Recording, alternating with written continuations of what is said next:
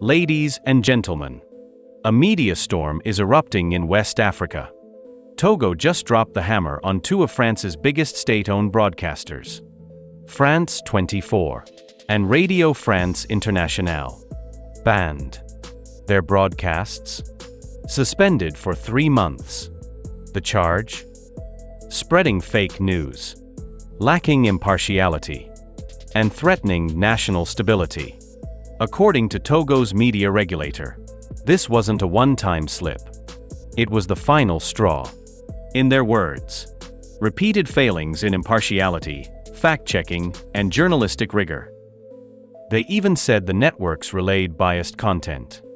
That undermines the country's image. And the government isn't backing down. This didn't come out of nowhere. Since April 2024, Togo's been under fire. President Faure Gnassingbé, in power since 2005, just pushed through controversial constitutional changes. Changes that critics say will keep him in power forever. Some are calling it a constitutional coup. And the backlash? Oh, it's growing fast. Since early June, social media in Togo has been on fire. Voices of protest are rising. Tensions are climbing. Earlier this month, protests erupted. And the response? A harsh crackdown. More demonstrations are now planned for next week. And here's the kicker. Public protests have been banned since 2022. Ever since a deadly incident at Lomé's main market.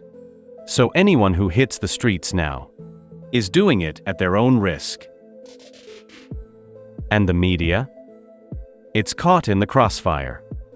France 24 and RFI have been reporting on the political unrest, covering the protests, calling out the president's power grab. And now they're being silenced. Is it censorship? Is it protection of national image? Depends on who you ask.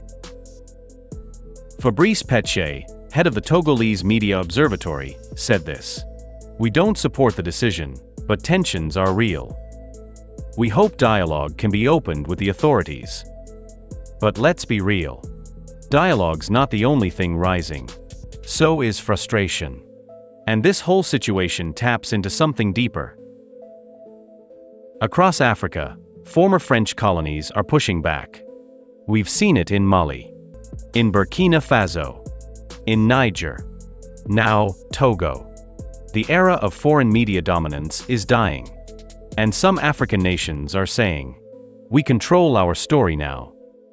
But here's the dangerous line. Where do you draw it between protecting your image and killing the free press? Is this about foreign interference? Or is it just uncomfortable truths being censored? Is Togo defending its sovereignty? Or silencing dissent?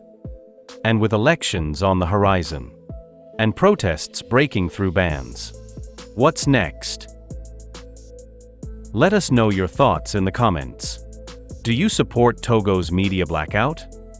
Or is this a slippery slope? Don't forget to like, share, and subscribe for more bold breakdowns. This is Avalanche Facts. And we don't just report the headlines. We unpack the battle behind the broadcast.